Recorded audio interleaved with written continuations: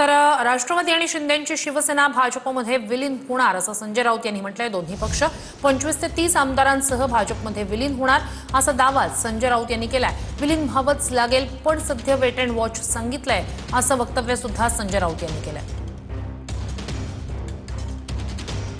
की भविष्यामध्ये हा पक्ष 25 ते 30 आमदारांसह भाजपामध्ये विलीन होईल। त्याचं नेतृत्व कोणाकडे असेल ते मी आत्ता सांगत नाही। आणि त्याचबरोबर शिंदे गटाचेही तितकेच आमदार हे भाजपात विलीन होतील। दोन्ही पक्षांचे तेवढे 25-30 आमदार हे भाजपात विलीन होण्याच्या मानसिकतेमध्ये आहेत। फक्त त्यांना काही काळ वेट अँड वॉच थांबण्यास सांगितलं। सुनित्राताई पवारांचा पक्ष आणि एकनाथ शिंदेंचा पक्ष भविष्यामध्ये यांना विलीन व्हावंच लागेल। आजच्या घडीला मला वाटत नाही तसं काही असेल। शेवटी कोणत्या पक्षातले लोक कुठे जातील हे निवडणुकीच्या वेळेला त्यावेळची परिस्थिती बघून निर्णय घेतील। काही आमदार त्या बाजूने जातील याच्या बाबतीमधली शक्यता नाकारता येत नाही।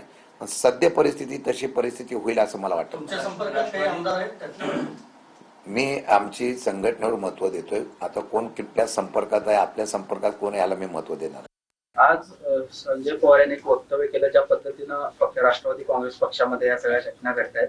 राष्ट्रवादी काँग्रेसचे 25 ते 30 आमदार पुढच्या काही महिन्यांमध्ये भाजपमध्ये विलीन होतील अशा पद्धतीचे एक वक्तव्य संजय राऊत यांनी केले की भविष्यवाणी। राष्ट्रवादी काँग्रेस पक्षाचा एकही आमदार हा अजितदादाचा पक्ष सोडून जाणार नाही। एकही आमदार